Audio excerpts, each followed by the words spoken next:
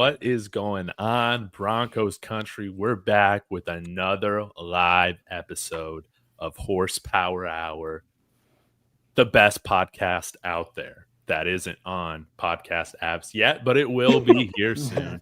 Of course, guys, I'm joined by my friends Kodiak, Jeremy, and Mark. Everybody in the chat. We got a lot to talk about today, so please be active, leave a like, subscribe, and we're on our way to world domination in Broncos country.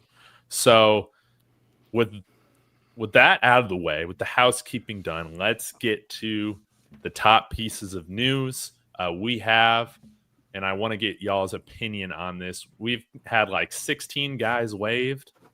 So we have Andrew Farmer, Joaquin Davis, Micah Abraham, Josh Pickett, Clay Webb, Save Your Trust, Michael Dwumfor, Garrett Nelson, Jerwan Newton, Audric Estime, Damari Mathis, Blake Watson, Kyrese Rowan, and Marquez Cox, offensive lineman. Guys, A.T. Perry's still alive. There are a few other guys that are on the roster bubble that have still not been released. So would love to get all of your first takeaways and impressions. We can start with Mark and then kind of work our way around the horn with Jeremy and Kodiak. Yeah, I would say nothing of surprise. We also got to remember Vele was released. So you adding him. Vele was traded, sorry. So you got to add him in there. I would say nothing really surprised. I mean, maybe some of the timing in terms of when they announced it. I know like Andrew Farmer, Joaquin Davis being so early, they're probably the priority free agents. I thought Clay Webb had a small shot, but doesn't really shock me at this point still. And yeah, I mean, I feel like we all kind of felt that Audric Estime was not going to make the team, but it was almost like I won't believe it until I see it type of a thing. So the fact that they announced that today. And yeah, nothing of big note for me. Damari Mathis, you saved like $3.5 million. So far, this is basically nothing of big surprise to me. Curious to what you guys think. Mm-hmm. Jeremy, I always find the timing of the waiving is always interesting to me because they put a couple of them out pretty quickly, and those are guys that we had kind of heard were like maybe like borderline bubble guys, and then all of a sudden they're out the first wave. So I'm like, something's up because I don't know if that's got to be strategic from Sean Payton and George Payton. So I'm going to be interested to see who their priority people are when it comes to practice squad. I think it's really smart because what it does is why every other team is trying to get their numbers down, they're putting it out there, and then when they are seeing, all these people are released, those aren't amongst the names that are like coming in. Those are already been out there for a little bit. So Mathis, we were wondering, obviously he had been struggling, and the Joaquin Davis one, that's the one I was kind of keeping my eye on. So that's interesting. Now it's going to come down to Courtney Jackson, A.T. Perry, or is it 5 wide receivers? That's what it looks like to me. Mm-hmm. Mm-hmm. Real quick before we get to Kodiak, we got to take a moment, laugh at the Raiders. Trading for Kenny Pickett, man. I don't care what they gave up, but fleece. Cleveland fleece. They traded for Kenny Pickett? Yeah. I didn't hear that. Can you believe that? What sixth round pick. Wow. Okay. Wow. Can you believe that in the year of 2025, not only on the same day does your leading receiver over the past few years, Jacoby Myers, request a trade, but then you trade assets for Kenny Pickett? Yeah, we can take a minute to laugh at the Raiders. And they signed, what's his name back, too? Amari Cooper. Oh, yeah. So that's really going to piss off Jacoby Myers. Yeah, for real. Who's the person you should be laughing at? Should you be laughing at the person drafting Kenny Pickett and then trading him for a 6, or should you be, or that it only cost a 6 to get a former first rounder?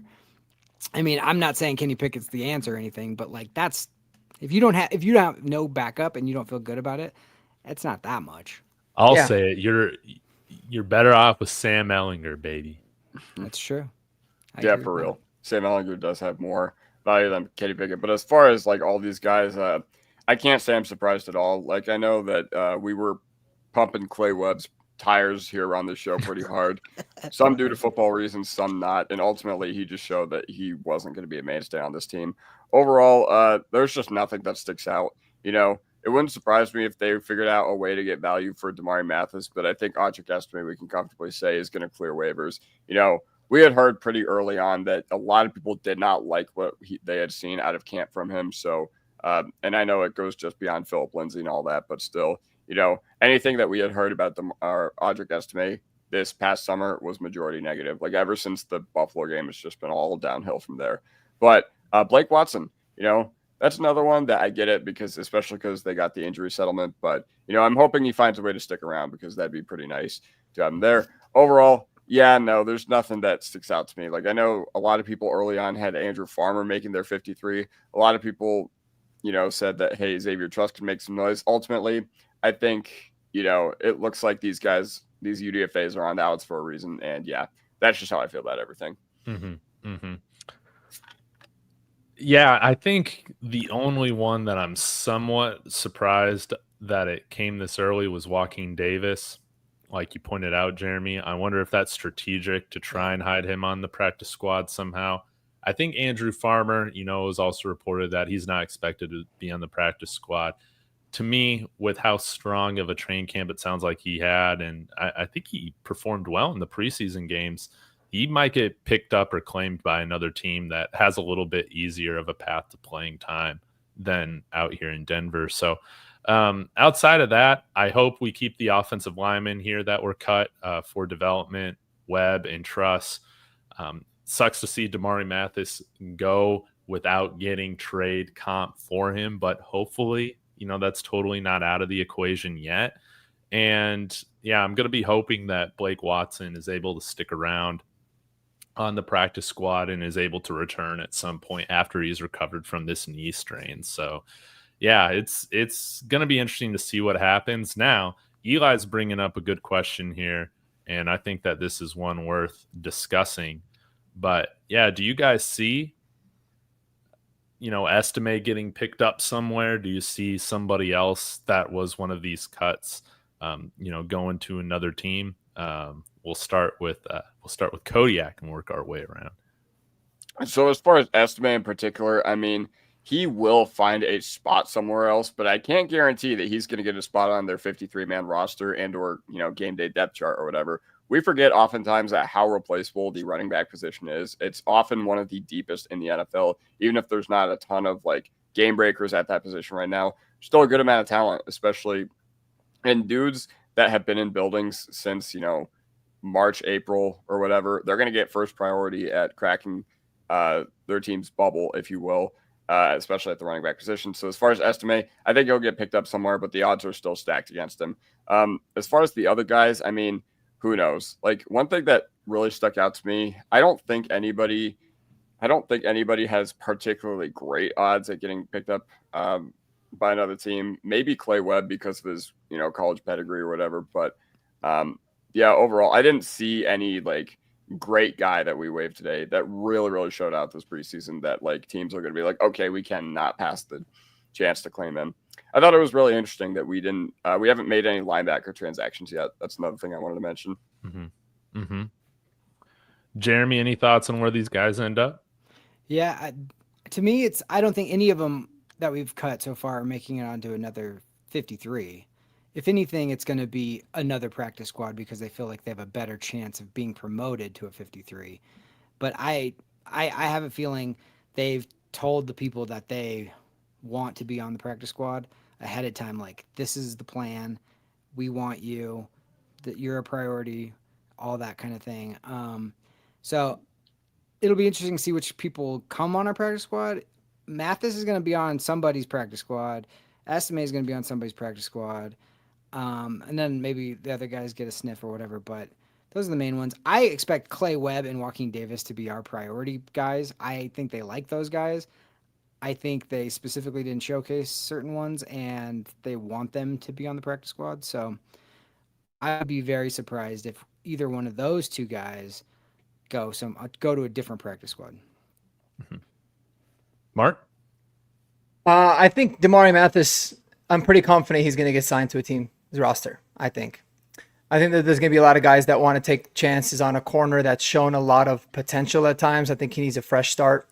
I do think Eli's Jets are one of those teams that potentially could look into him with the connections and everything there. But I think Damari, I feel pretty good about him getting onto another team's 53, not even the practice squad.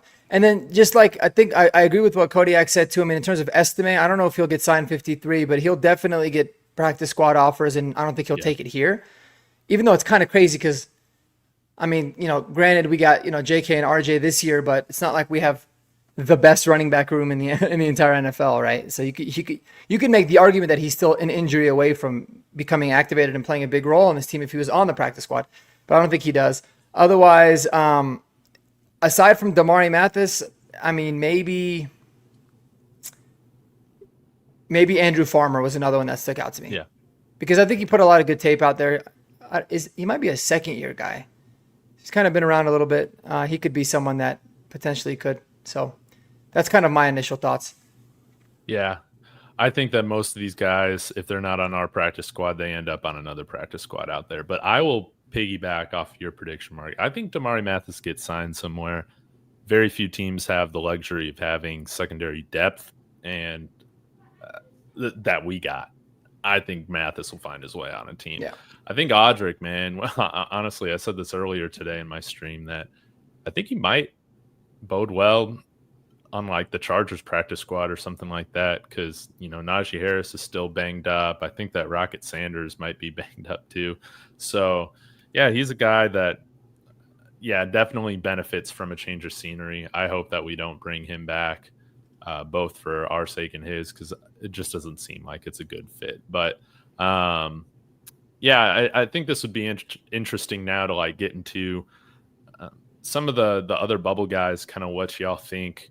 And feel free to chime in. But Rodney's bringing up a Wazirike, saying, why haven't we released a Wazirike? He hasn't done anything, and reminds me of Mike Purcell, sadly. Hey, y'all let me know if y'all got a different opinion on this, but I like what we saw out of Wazirike, particularly the last couple games, man. So I think that he makes the roster. I want to say he had a batted pass as well as a few pressures as well. So do you guys think we keep 7 defensive linemen right now? I think, Mark, you had that on your 53 as well. Yep. What are the ways in which we're finagling this 53-man roster now moving forward? Well, that's kind of the whole fun part of it, right? I mean, it's one of those exercises where you're going to get a lot of them wrong, but it's still fun because it's like the puzzle pieces. I think my argument with Wazirike is this, and whether you like it or not, like, is kind of separate from the reality of like how the coaches think, is he's the only defensive lineman that we have that is that large of a person. I think Mile High Mario, or Mario Vitanzi had said it on. It might have been altitude adjustment. I don't know if it was when we did the post game. Either way, he talked about it and he made the point perfectly.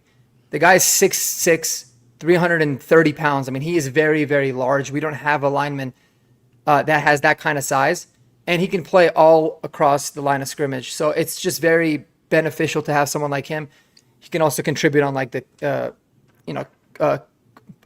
blocking for the kicking and the punting and all that kind of stuff too, on special teams. So I think he's got a really good chance. I kept Jordan Jackson on there because I just think he's way too damn good he's too good of a depth player to just let go of. And I think he would for sure get claimed. Teams would be stupid to not, because he's really good at that. And so the way that I finangled it was going going 4 safeties, 2 quarterbacks instead of, some people think it's 3. I kind of mixed around like that, but it's not too hard to find the space for it. And that's even with having 6 wide receivers like I had. So if you had 5 wide receivers, it's very easy to find a way to get a 6th. And another thing too is that Savion Jones being on the team, he gives you a little bit of edge versatility as well. He can play some edge. I mean, he played edge in college, even though he's a very big edge. So because he can kind of go between the two, he can be viewed as like a 5th edge player or a 7th defensive lineman. And we'll go to Kodiak here. What are you doing with defensive line? Are you keeping 6? Are you opening a spot up? I can't believe we've gone 10, 15 minutes without saying this. Mm-hmm. A.T. Perry still has not been cut, man. A.T. Perry still has not been cut. We need to talk about him. Frank Crum, as Rodney brought up. Yeah, what are you doing with the last few spots on this roster, Kodiak? Then we'll go to Jeremy. So if A.T. Perry somehow found a way to make this team after barely playing in training camp and barely playing in the preseason, I would be absolutely floored. I would be absolutely floored if they kept this guy inactive for 12 weeks last year and they were just like, you know what, he's shown us enough in the meeting rooms to the point where we can, give him an NFL roster spot. I'd be like, okay, that's great, but that's not how it works ultimately. But, you don't keep 3 quarterbacks. You only keep 5 wide receivers. It gets a lot easier to figure out the trenches. I know a lot of people have us only riding with 4 safeties as well. I think I have us riding with 5, but I'm not entirely sure. I will need to think a little bit more about that. But in regards to Yomo Azarike or Jordan Jackson, I mean, you guys said, and I think against Buffalo, against like Baltimore last year, I think you could have just tried something different. In the games where we were getting run over, even in the first half against Indianapolis, you just need some size out there, man. For all the great things our D-line has, it does not have a ton of size. So I think in those games against bigger offensive linemen, I think that's where you get your advantage with Awazarike. So I would definitely try to find a way to keep him on this team. I actually, it's nothing against Jackson. I just don't think he's like that special to where I'd be bending over backwards to keep him. But I do think he is one of the best 53 members of the Denver Broncos right now. So I do keep him around. And I try to keep Awazarike too. Jeremy, A.T. Perry, is PJ Locke safe, as Ronnie Garcia is bringing up? What are your thoughts? I don't think PJ Locke is safe. I don't think it's like I'm not saying he's absolutely gone or anything, but he's definitely not safe. I'm going to say something really controversial. Bo Nix is going to make this team. No, that's not what it was. It was wow. I think Kroll has a better chance than Prescorn does because I think they're going to keep Prentice, and that's going to knock one of the tight ends maybe off the roster. Now, I think Adkins, when he comes back, goodbye Prentice, and then you have your other tight end as well. But man, I got to give it up to Kroll. He's taking a lot of heat on this podcast, and that catch on the seam that he caught was something. So I think he's done well in the last couple games, and I think he might have just got done enough to edge out Prescorn, and he's got another year. So I wouldn't be surprised by anything, but that's the main one. I'm thinking of like where we were last week compared to where we are this week. I just have a feeling Kroll might be safe. I think you're right, Jeremy. I mean, Lucas Kroll, I don't think he was bad this past week, and I think that bodes well for him, like making this roster. I would still like to try and find an upgrade, but I think right now I see Caleb Lohner and Prescorn on the practice squad. I think right now it's clear that Kroll, I think, is just one of Sean Payton's guys, like for now. And if he's going to take a leap now, fine. Maybe we were just a year too early with him. Kind of like some of us were expecting some nice things from Troy Franklin last year. I think maybe we were just a year too early on those things. But, Mike's bringing this up. Am I crazy for thinking Savion Jones doesn't get a uniform on game day? I'm thinking I think he should get a uniform on game day. I wouldn't be surprised if he doesn't. That's what I was thinking too. Early. Yeah. Mid-season, I think he will, but. So a couple points that I wanted to make. So in terms of with Prentice, I totally understand how he could like make sense for being on the team. Having him on the 53 would make 0 sense because you could just practice squat him. He's not going to get picked up. Elevate him for at least you get 3 elevations for the first 3 games. By that time, Adkins will be back, and then you just keep him there. Yeah, I can see that then. In terms of A.T. Perry, I get it. Like this might bite me in the ass, man, but I'm ready for it. Like Kodiak said, I think him not ever being activated and doing really well in the meetings and showing out in practice and having the relationship with, Pete Carmichael when he was with the Saints and all that is, in Sean Payton's eyes, absolutely enough, because he got a really good idea of all the receivers that we have with the addition of Pat Bryant and then with the additions of the undrafted free agents compared to what we had last year, to where why wouldn't he feel more comfortable going with someone like him who, when he's gotten his opportunities, has played very well and on a terrible offense, showed out in practice. He got injured. I think it was very unfortunate. But I wouldn't be surprised if they're willing to just be like, hey, he's a better sixth receiver, someone to be inactive on game day and activated should we need him, than any of these other very, very unknown guys. I feel like they know a lot more about A.T. Perry than we kind of think that they do, just because we haven't actually seen him. And then in terms of with last year, it was hard to find an opportunity to activate him if you kind of think about it, because it was like these young guys were just starting to find their footing. The team was winning. Why switch things up?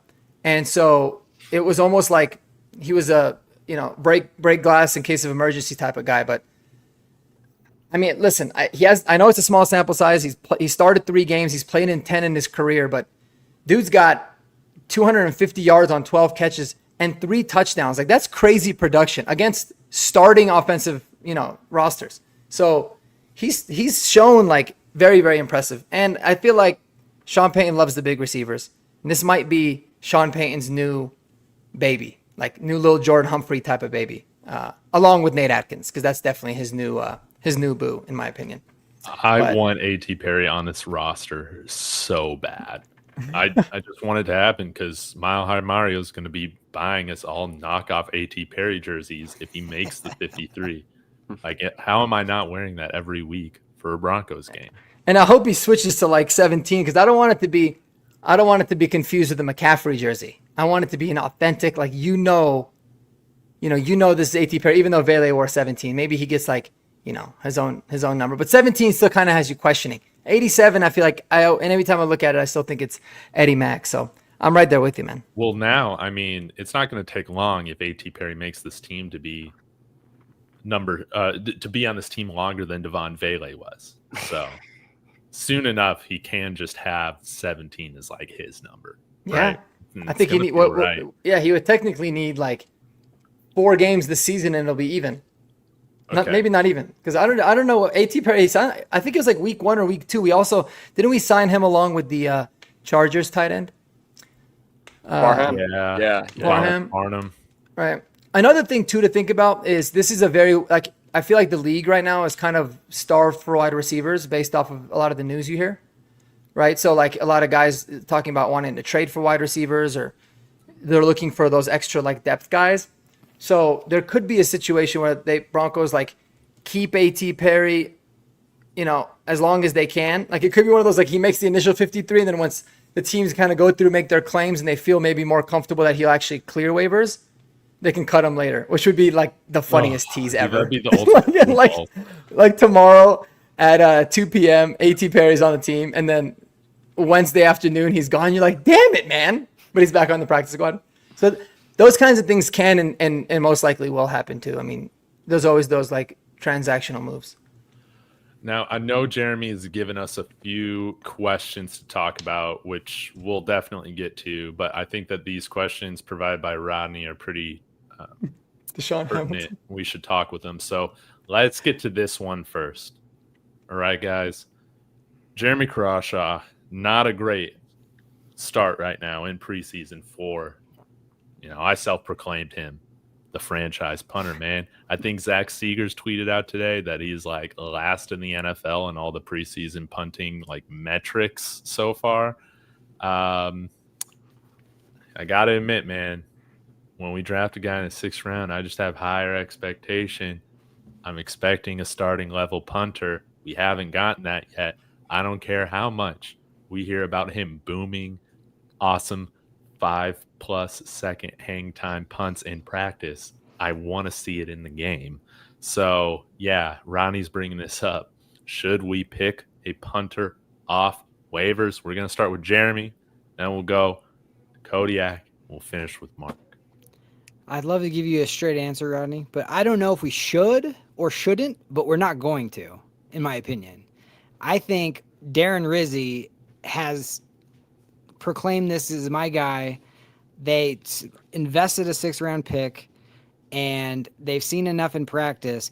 I honestly think it's just like the stage and like the nerves, and you just got to give him time. Hopefully he's not going to be doing a lot of punting the whole season because the offense is going to be doing well. But I just think he needs a little seasoning. Like, you got to remember, he's not from this country. He did play at college, but it's not like he grew up doing it for years and years and years. So I think they're going to at least – I mean, he would have to – in my opinion, we said this on the – join the David Talks Broncos Discord because we were talking about this earlier. But, like, in my opinion, he's going to have to suck for at least half the season before they cut him. Before they move on. I know what you're saying. It doesn't look good, and it's frustrating, but I just remember Brett Kern is all I have to say.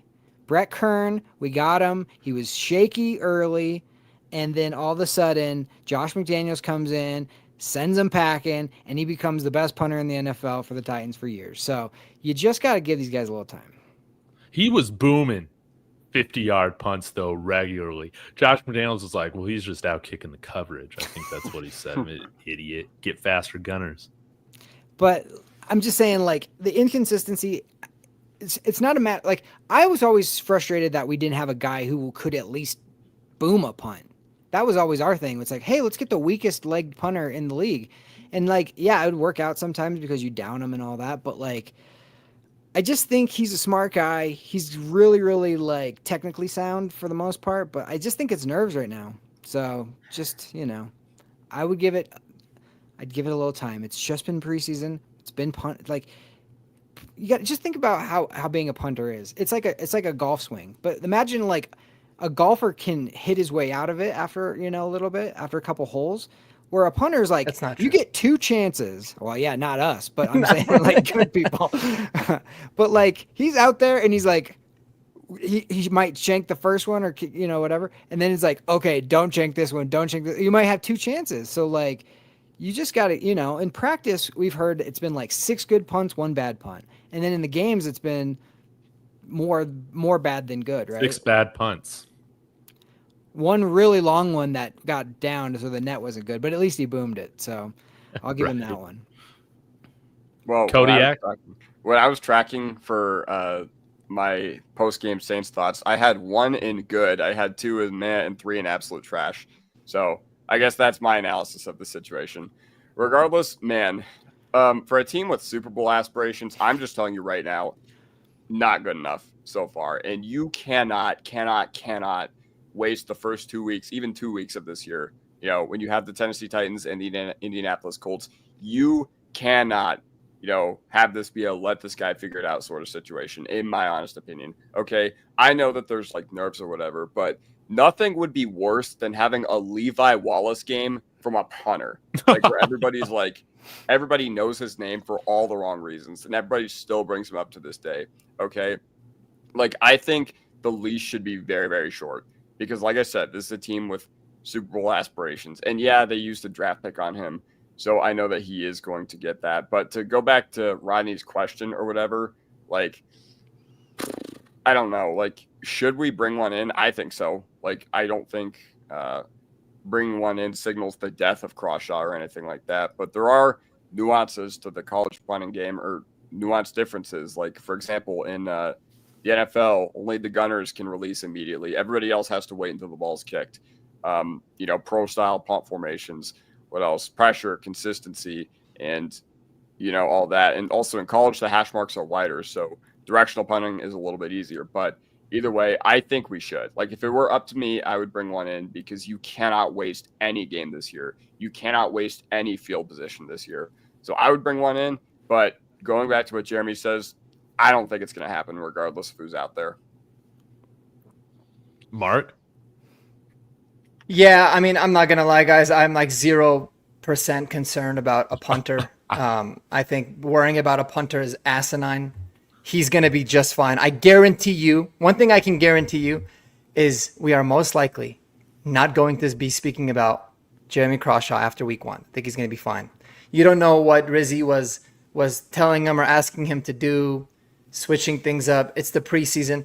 Darren Rizzi is arguably the best special teams coach or one of the best special teams coaches. He's extremely anal about the smallest little things. So if he believes in Crawshaw, I'm good with it. Should we bring one in? If we're going to bring one in, he's only going to go onto the practice squad, if anything.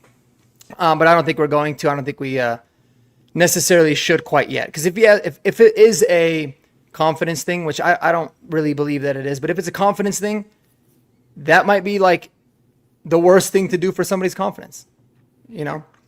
And as you guys said, punters figured out. Brett Kern figured it out. Corliss Waitman was awful when he was here. He's now he's been the starting punter for a while now in Pittsburgh. So I'm not worried about it at all. I think he's going to be a stud. And I'm telling you, his first punt, which I hope he gets 0 punts against Tennessee, but his first punt's going to be a banger.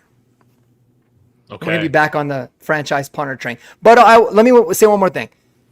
Drafting a punter, as I said when we drafted him, is the stupidest thing that you can do. Any franchise. A punter. A kicker, no problem. A kicker, I have no problem. A kicker is a lot more valuable than a punter. But wasting a draft pick on a punter, unless you had 4 7th-round picks, is absolutely insane dumb. Because he's got to be off the chain to justify it. Otherwise, you're always going to be comparing, we could have taken this guy, we could have taken that guy. Like I've been talking about Kyle Monangai, right? So it's unfortunate for him, but it's part of the reason, man. He's got to be really good because it's just how it is when you're a draft pick. Yeah, and another thing I have to say is it just based on his performance so far, it looks absolutely, it's bewildering to me that we used a draft pick on this guy just based on what we've seen so far. Yeah. Jonathan Cooper was drafted later than Jeremy Crawshaw was. He was a 7th rounder, So it's always better to take chances on guys that play skilled position players, when you're drafting, and then just get the guys undrafted. So that's my thoughts. The thing that makes me the most upset real quick is Matt Ariza was available for so long after he got cut by the Bills when they were going through all that stuff about did he do something wrong? All that stuff. Ended up, they found out he wasn't even at the place that they were accusing him of stuff. And we didn't sign him. We could have had him for free. And I think he had an 80-some yard punt. And then we just slept on it. And then now we drafted a guy, spent a 6th-round pick, and it doesn't look good so far. So that's the part that's the most frustrating for me. Yeah, so I think I'm a little bit in between where Mark's at, and yeah, I guess kind of where you're at too, Kodiak. I want to give him first couple games, right? But if he is, and again, I'm not going to hold the highest bar to him, but if he is the worst punter in the NFL the first couple weeks in, I think you are signing somebody to the practice squad, man. Yeah, at that point. Yeah. After that. So it's something where I do want to see him figure it out. Again, he was a great punter in the SEC. So yeah. I think he's had good competition. He's been in crazy environments. Let's hope he figures it out. But yeah, special teams got to be special. They can't cost us games this year. I feel great about our kicking game where we're at with Will Lutz. But yeah, he's going to get the luxury of having a little bit longer of a leash because he is a 6th-round pick. And again, I really want it to work, but a team with Super Bowl aspirations, we cannot be last in the NFL with our punting quality. There is no way that that's acceptable. But thankfully, Darren Rizzi, as questionable as this whole thing looks right now, he does have a fantastic track record. But man, I'm kind of wondering now, Audric getting cut. We got Loner probably getting cut. I would assume we'll have to see. Jeremy Crawshaw's not good. Man, are these George Payton or Sean Payton picks, man? I have no idea. I mean, Loner, I never thought he was going to make the 53. Now, there's some people in the comments after each one of our horsepowers where they are Loner stands, dude. They are all about Loner. He's making it. You guys are crazy. It's all right, well, I'm just going off what I see. I think he needs a year, maybe 2 years. Raw is, if you looked up Raw in the dictionary, it's a picture of Caleb Loner. So I just think he needs time, and he obviously has the size and the athleticism. It's just he's not there yet. I'm way more confident in the punting situation, but that's just because, like Mark said, I trust Darren Rizzi has forgotten more football than I'll know. So like I'm just if he's confident in him, then I'm confident. But if he decides to cut him tomorrow and pick up somebody else, then okay, then he knew something else. So I'm not worried about it. He's going to figure it out one way or the other. I don't think he's going to be like, yeah, we're fine being the worst punting team in the NFL for a season. There's just not going to happen. Mm-mm. And I want to clarify what Richie is saying in the chat because that had me laughing. So I never said that I'm quitting football if Crawshaw fails. I said the day that I worry about a punter, like I have a punter, taking up like headspace in my mind when it comes to the Broncos is the day that I will quit watching football. So it's not, if Crawshaw sucks, then it's like, dude, just cut him and sign another guy. Who cares? That's what I meant by it, but that was funny. It was very funny. Now, there was one other thing I want to get to. There are a few other players that we're going to talk about. We got to talk about Ben Powers, Devin Key, a few of these other guys. But Josh chiming in. Appreciate it as always. Said shaking my head for guys like Audric Estime. Should have made the team, honestly, though. How can he do good when he's rushing behind the 2s and 3s? Didn't do him any favors. I just don't think that that's personally fair because we saw Blake Watson, Tyler Bidet, Jaleel McLaughlin all significantly outperform him with second and third string offensive linemen, man. Like I do want to give Sean Payton and George Payton credit. Like it's just clear it wasn't working out. And sometimes in the past we've seen our team hold on to players way too long when it's clear they're just not good fits, Paxton Lynch, for instance. Right. I think it's best for Audric to go somewhere else, man. And again, Blake Watson, first game, I think he averaged over 7 yards a carry.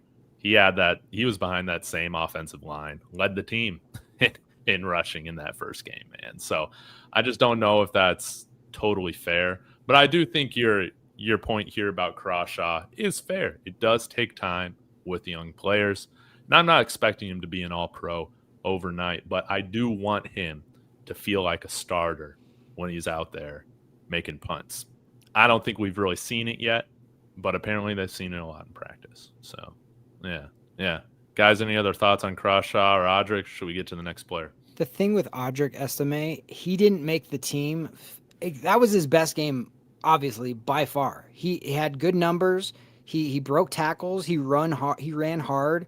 He didn't have any fumbles. The reason why he didn't make this football team is because every single time they handed the ball off to him, he didn't have a burst. That was it. Like, he looked significantly slower than every other running back on our team.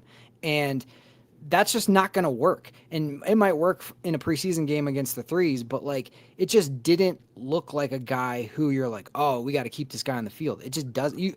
I'll watch another team, when we're playing the Saints. There was a guy, I think Cubby or whatever. He made a catch and then he made a move, and I go, "Whoa, where's that guy?"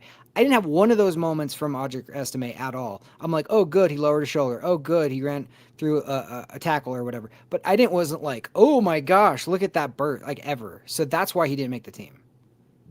Mm-hmm. Let's talk about a few of these other guys, man, and maybe we bring up, the 53 projection. Maybe that would be kind of fun to do and to talk through. Give me 1 second. Boom. All right. Maybe that will look good.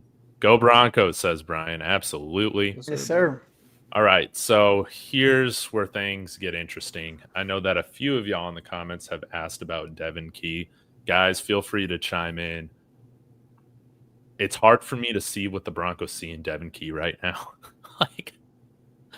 I just don't get it. And I honestly have no idea what to do with this safety room after the starters. I did include, in this option 3, kind of a lot of the guys that we've talked about. Probably the most significant thing here is keeping both Owazurike or Jackson. But let's say things go in Mark's favor, where we actually keep A.T. Perry or somebody as that 6th wide receiver, Courtney Jackson. I'm open to A.T. Perry. Maybe you're getting rid of Jordan Jackson, or maybe you're going with 4 safeties instead of 5. But yeah, let's start with the safety room. What do you guys think is going to be the room? Who do you think gets cut? Kodiak, let's start with you. I think all 5 of these guys make it. Like, I do have all 5 of these guys on here. I don't think he sticks around. The reason I don't think he sticks around is just because I don't think he adds anything to this team. Like, and you could say anything you want about PJ Locke, but the fact that PJ Locke last year, I was missing him a lot when we saw Key in the lineup, and Key plays on like those goal line packages or whatever. So the team really, really likes him. But I think he's one of those guys. Hopefully he's one of those guys that the team is just like, all right, we just gotta be pragmatic. We got to be objective in this situation. I think Franklin and Skinner both stick around because of their special teams ability. And I think PJ Locke does stick around, especially because now he is, being able to deploy it in what should be his actual role. He should have never been the starter last year, but that's not on him. That's on the team for not finding a viable replacement. But they did this offseason. But I do think Locke sticks around. Like, even though we could save a lot by releasing him, I do think, there is merit to him being the third longest tenured player on this team. He just always seems to find his way onto this team. So, yeah. Mark, what are you thinking, man? I currently have Brandon Jones, Hufanga, Sam Franklin, and Skinner. I don't have PJ Locke on it. I would love for them to keep it. If it was up to me, I think he's a very valuable backup. I just don't think they're going to. Mainly because, first of all, there's just other positions I feel like they want to maybe carry an extra guy. You can save $4 million by PJ Locke. So this could be one of those situations where they approach him with like a reduced contract. He could say yes and stay on the team. He can say no and they cut him. He's a very viable trade candidate as well. Again, I'm not advocating for that. Like, I think he has a lot of value, but I can see a lot of reasons why he wouldn't make it. And yeah, I don't think he makes the team either. I think with him, it was one of those, they kind of liked his special teams ability last year. They like that he can come in and be like a dime backer in the red zone. But with Hufanga there now, with Sam Franklin able to play safety and being a very good special teamer, JL Skinner being a very good special teamer, there's just no room for him. It doesn't make any sense. And I just don't think he's very good. So I had it as 4. Wouldn't be surprised if Locke stuck around. In fact, I'd be totally cool with that. Jeremy, what are you doing? I honestly don't know what they're going to do at safety. I don't know. But what are you doing? Oh, what am I doing? I really want Locke to make the team personally, just because what he went through, and that's what I'm rooting for. But what do I never go, oh, this is my thing. I'm always trying to figure out what the team's going to do, and I just don't know.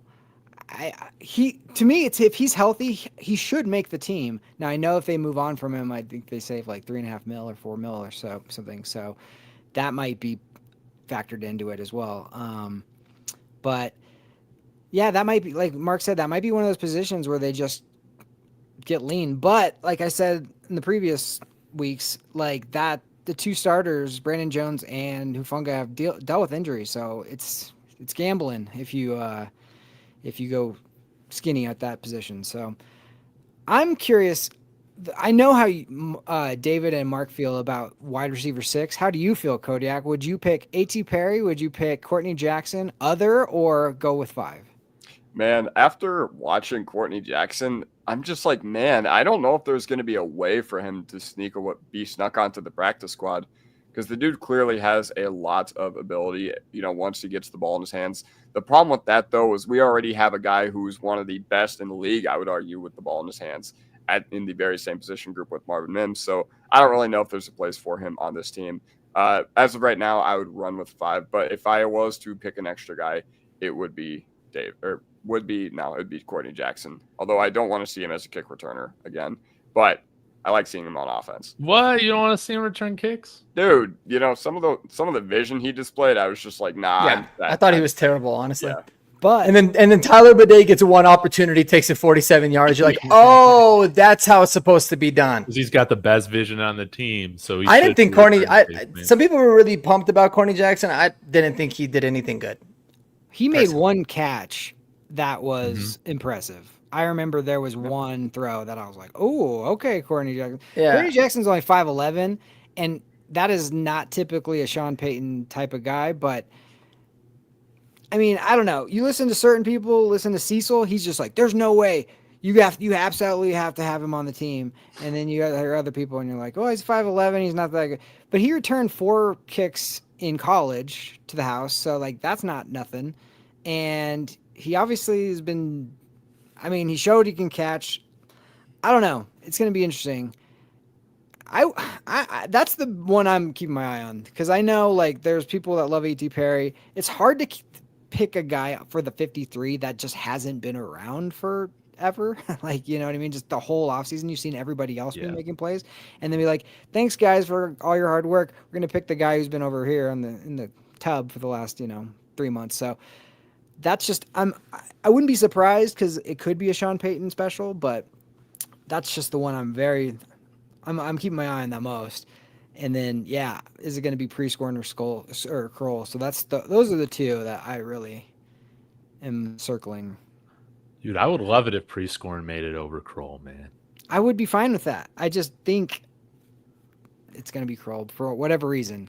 I honestly do. I think that catch showed a lot of maturity. He doesn't make that catch last year. I just don't. I just don't see that. Ronnie's asking, what's the Sherfield's role on special teams? I mean, how many gunners we have out on a punt, and then all those guys, Skinner, Franklin, Perry, all those guys will be on kickoff return or kickoff coverage.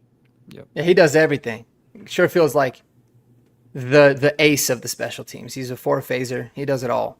So that's another guy. Remember how I was telling you guys in the offseason, there's always people with weird names that I always feel like is also explaining who they are. There is a term for it, and I always forget it. But Sherfield is like the perfect term for him, because he just does everything well, and he's not a superstar, but like you're glad he's on your team. So Trent Sherfield. Yeah, I'm here with Respect My Codes, man. If Troutman goes down, man, I don't know if we have anybody that's ready to step up and perform right away. So but yeah, Rodney, we're definitely cutting Keydron Smith. We're definitely cutting DTY. I hope we cut Devin Key. Again, that's the biggest thing to pay attention to, is if we keep 5 safeties or not. If we keep 6 or 7 defensive linemen, I think is interesting. Do you guys think that Lavelle Bailey's a lock for the roster? Do you guys see somebody like Karene Reed or Jordan Turner challenging for 53 right now? Anybody feel free to chime in. Oh, that's tough. That's really tough. I will say with Delarian Turner-Yell, I think he's one of those other guys that'll get claimed on a 53 as well. Really? Yeah, for special teams. From what you hear about him, he's like one of the best special teams players. So just don't put him in on defense, for what it's worth. So he could be. I think Bailey's a lock. And I pondered a lot with Turner and or like Karene Reed. I just don't think so. I don't think the numbers are there. And I think that both of them will be available to be put on the practice squad. And they should. And we have a big advantage. Like another piece of this puzzle. This is what makes it fun. Is players would really be fine sticking on the practice squad if you're a linebacker here, because we're pretty thin after the top 2. Mm-hmm. So you think, man, we got a really good opportunity. Whereas like if you're a corner, if you're like the third corner, like if there's 3 corners on the practice squad, you're like, yeah, I'm going to go somewhere else, So I think that's a part of it. I think those 4 are good. Richie's bringing this up, and I'm always forgetting. I think we do have a couple guys that could play a safety role from the cornerback room too, right? If it's a dire emergency. Oh yeah. I think Riley Moss can. I think Jade Barron can for sure. Yeah. So yeah. Yeah. I would like to only go with 4 safeties. That's just me. We'll see if the Broncos feel the same. Now, we did have a new viewer. Want to say hello to Braxton Jett. He's watching on one of our streams. What's up, man? Are we feeling another Judy situation with Bryant? I joined late, but glad I found this. Well, thank you. Thank you for tuning in. Every Monday at 8 p.m. Mountain Time is the Horsepower Hour. And then we also got our own channels where, we post our own videos throughout the week. But another Judy situation. Are we talking about him being good? Or explain. Him being bad. And hopefully this is the last time we ever mention Pat Bryant with Jerry Jeudy, because I hated Jerry Jeudy, and I love me some Pat Bryant. But yeah, just some clarification there. I don't think Pat Bryant and Jerry Jeudy are similar at all. I think they don't play the same style. I don't think they have totally different personalities. I think Bryant, just in that one block that he made for Evan Ingram, where he blocked a guy 30 yards out of bounds, like that. Jerry Jeudy could live 100 lives and that would never happen. Yeah. You know what I mean? So like, yeah, I love Pat Bryant, and he didn't have the greatest game this last week, which is fine. You know, like everybody freaks out over like a rookie like not being 100%, but you know what? He still made a really good slant catch that was clutch as well. So I'm excited. I honestly think Devon Vele is a New Orleans Saint because Pat Bryant is too good to keep off the field. Yeah. Okay, so now he's saying I can agree with that. I just feel we might let go of him too early. I don't know. We used a 3rd-round pick on him. We're not letting go of him. We'll see what the wide receiver room looks like in 2 years, but I think Jerry Jeudy, he was never traded for his talent. I think he was more so traded for the inconsistencies upstairs, and I just don't see Pat Bryant having those inconsistencies. No, this team loves Pat Bryant, and Pat Bryant is unselfish. He has the right makeup, like that. There's nothing similar, I don't think. Now you could say that did we let go of somebody too early? It wouldn't be Pat Bryant. It would be Devon Vele. A week ago I'm saying we're not getting rid of Devon Vele, and then they get rid of Devon Vele. Now, also, I didn't think they were going to get a 4th rounder for him. So, like, that's all. Like, if you would have told me that, and a 7, you can get 2 draft picks for Devon Vele, and one of them is a 4th, and it's probably might be one of the first picks in the 4th round. That's hard to pass up for a guy who you might be inactive a lot of this season. So, but that's the only guy who we might have got away from too early. But yeah, no, Pat Bryant's here to stay. I did want to hit on this too. Respect My Codes is saying I think Jordan Turner or Courtney Jackson are guys you keep on the initial roster to be a placeholder. I would find that interesting because I think both of those guys definitely need to be priority keeps on the practice squad. It wouldn't totally surprise me if Courtney Jackson made the 53. Oh no, it wouldn't, but I would prefer other guys too. So that's going to be interesting to take a look at, man. And Frank Crum, again, we mentioned him at the beginning of the show. He's still on the roster, man. We'll have to see where all this ends up. But the one guy we haven't talked about yet, Jeremy, that you brought up before the show was Ben Powers. Are you guys worried about him? Is Calvin Throckmorton going to be that guard to make the team behind him? How worried are you about this outside zone stuff and his fit in it? We'll start with Mark and work our way around. Worried about Ben Powers, yes. Worried about Jeremy Crawshaw, no. This is a legitimate worry. And the frustrating thing about this one is you can't really do anything about it. He's going to be on the team. He's getting paid a lot of money. You just have to hope that Zach Strief can get it right. But it is very concerning. I'm actually really concerned about this run game in general. Because as much as you have optimism, yes, you've got different guys than you had last year. It hasn't proven anything. So, and the run game is going to be a huge key piece into the success that this team has. So I am worried about Ben Powers. I've been worried about Luke Wattenberg for a while now, but I'm hoping, at least with Luke, you feel like there's still growth there. With Ben Powers, it's like, what is it? And on top of that, you don't really have somebody like behind him where you can just be like, oh, he's got a short leash, and if he's not good, that was Gargiulo. It was Gargiulo. That was at least intriguing. Now I think but that's the main reason why I think the Broncos will make a waiver claim for an interior lineman if there is one. But yeah, that's kind of my thoughts on that. I definitely have concerns about Ben Powers. Jeremy? Yeah, I'm totally concerned. And it's getting, they said, oh, well, Zach Strief tells the guys to try stuff in the preseason. It's like, try blocking, Ben. Yeah. Like, what are we doing? Yeah. Like, how many times is this going to happen, dude? Like, you got paid a lot of money. So I'm definitely worried. I don't know what's going on. I mean, that's the thing. It's like the first thing Sean did when he came here was make the offensive line the priority. that's the basis for your entire like offense. And I get that we're switching to an outside zone and that's not necessarily his strong suit, but like you got to be a little better than this, man. Like, come on. So I'm hoping that it's taking time, but hope is not a plan. So I'm worried, and you can't cut him because he's making too much. Like the dead cap number would be crazy. Now You next could year, if you wanted to. well, I mean, you could like we did if you it. just with want to Russ. get it out of the way before next year. Like, yeah, right. But like, I don't think they're going to cut him. I don't think it's like, oh, having him on this team. I don't think like I mean, you'd probably rather keep him and then, bench him and have him as your reserve than just cutting him. So, yeah, I'm worried, but maybe they just need some more time to gel. I'm worried about actually one of the other questions.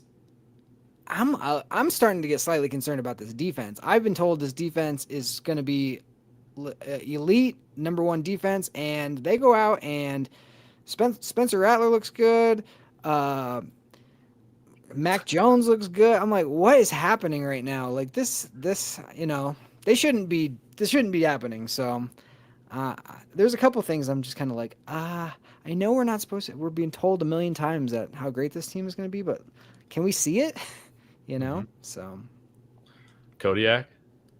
I mean, yeah, I'm as concerned about Powers as you guys, but I'm going to go to bat for him in this segment rather than, relay all the concerns. So with our offensive line last year, we had 2 really, really bad weeks to start the year, like disastrous, like borderline Quinn Miners apologetically bad in post-game interview level against Seattle and Pittsburgh last year. But then we saw a very, very good offensive line for the next, 14, 15 weeks, barring a few instances. But yeah, overall, the reason I think everything will work itself out is because, offensive line is a notoriously hard position, to practice nowadays, especially because the CBA limits your number of padded practices. Now, granted, would I have preferred that he goes up against the New Orleans Saints and doesn't get shredded by a bunch of dudes who are on a really bad team, on a decent defensive line, but on a really bad team? Absolutely not. But at the same time, like, I get it.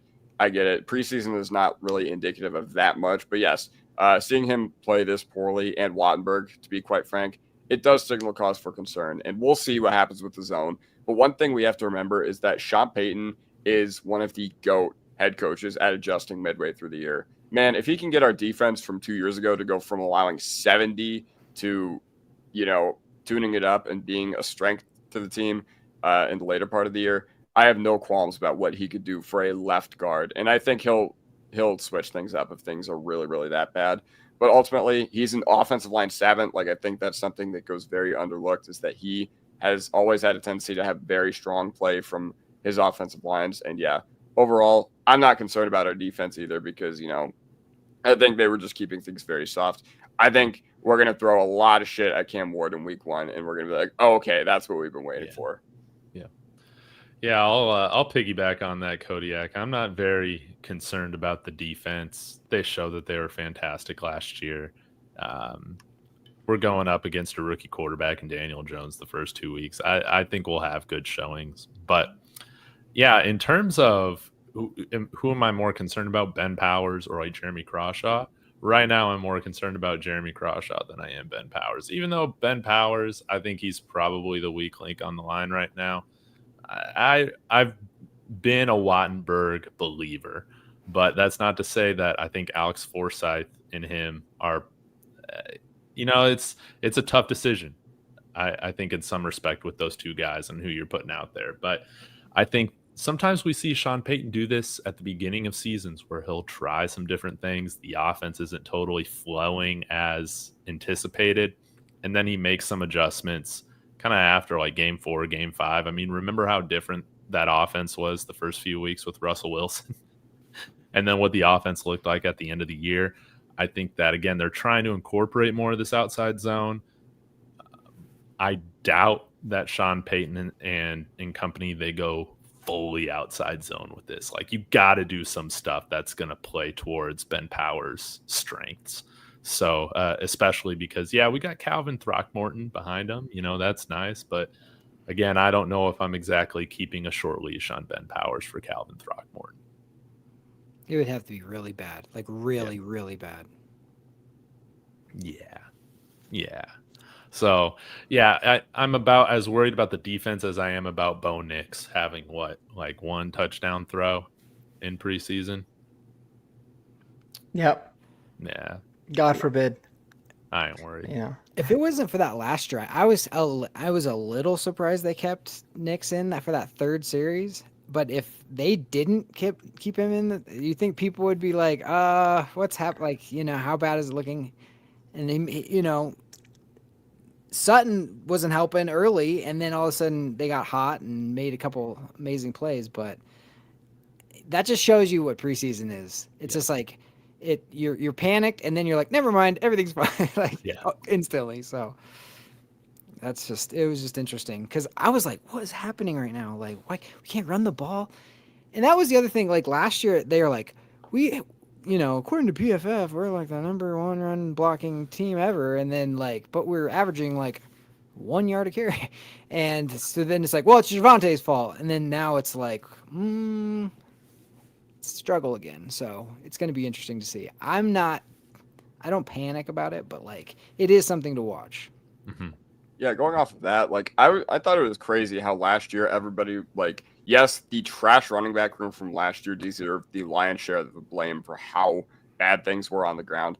But at the end of the day, man, it's not just one person or there's a lot of really big moving parts to the run game and why it was so bad last year. And ultimately, I think it will get tuned up by the time the regular season begins. One thing to note, we didn't see Dobbins at all, hardly this preseason. No. And another thing to note is that, I felt like one of the biggest reasons why our run game was so trash last year was because defenses did not have to respect us passing over the middle of the field, especially in the intermediate area.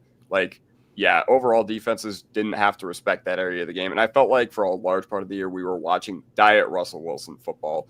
That's not to say that we were totally limited in what we could do offensively, but it felt like it was either a short pass, a screen, or a deep shot. And, when defenses don't have to respect a certain area of the field, that's when they can run commit. And, Javonte Williams was terrible last year, but it's not necessarily all the running back's faults. I do think this line, while very, very good last year, it's built to pass protect. And I don't think I've seen anything that tells me otherwise. But yeah, that's just where I'm at with the run game.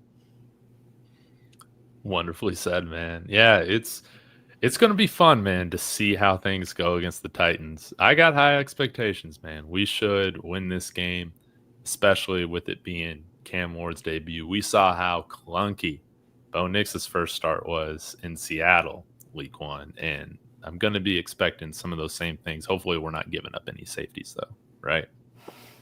That can't be a thing. Guys, thank you so much for joining. Thanks to everybody in the chat. Guys, guess what? This has been the highest viewed live of Horsepower Hour in our existence so far. We've had consistently over 250 combined viewers. So this is fantastic. Y'all, please go subscribe to everybody's channel. In my video, they're all linked.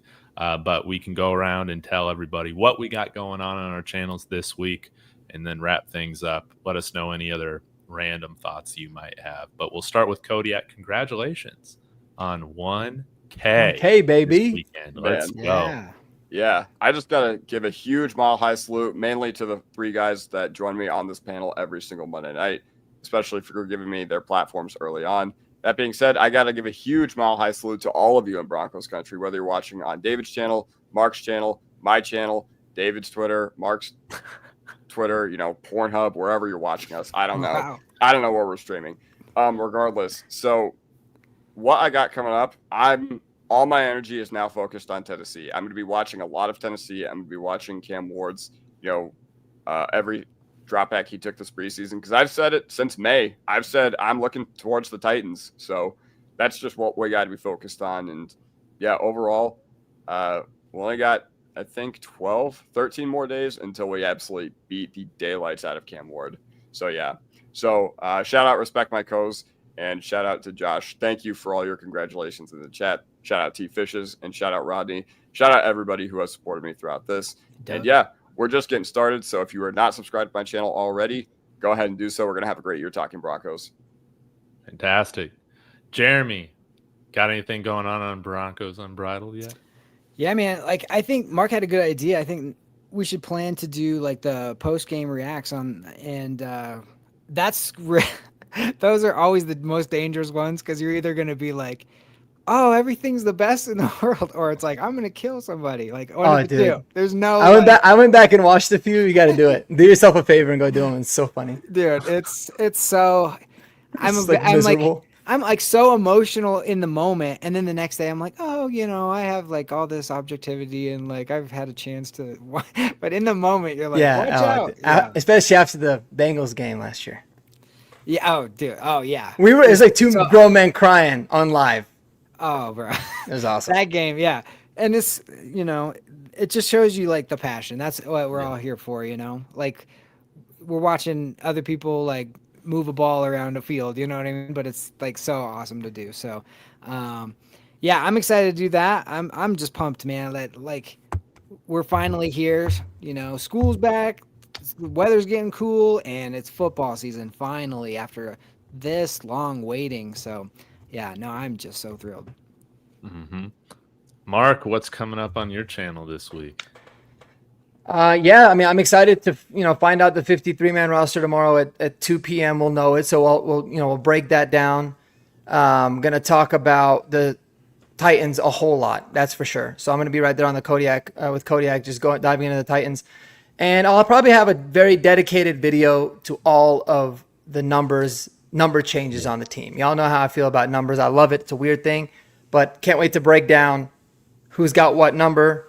How it's going to look. And then, yeah, man, it's crazy. It's crazy that the, football season's here every single year. But I love it. It's always a great time, because I always know when my birthday is about to hit, football season is very, very close. So it's always a fun time, but I'm looking forward to week 1, man. So that's what I got. Me too, man. I can't wait. I'll be doing some videos on the 53, probably some film reviews on some of the bubble guys who made it, because I just like doing that stuff. And then I'll get into some of the season predictions. We'll see how right they were. But actually, going and looking at my Bo Nix predictions, I don't think they were too crazy last year. I think I had him at over 30 total touchdowns, which is what he had, right? Didn't he have like 34 or something? 34. Yeah. 29 and 5, yeah. Yeah, something like that. So I'll have some predictions, hot takes out there, which will be great. And of course, looking forward to the Titans. Also, I got Lucifer Boys with Strez of Broncos Hub on Thursday nights. So we'll be talking about 53 and season preview on Thursday nights at 8 p.m. Central, I think. So y'all tune in for that. But again, guys, thank you so much. You guys make this fun. And be sure to hit that bell for notifications so you know when we drop. As always, go Broncos. Go Broncos. Thanks, guys.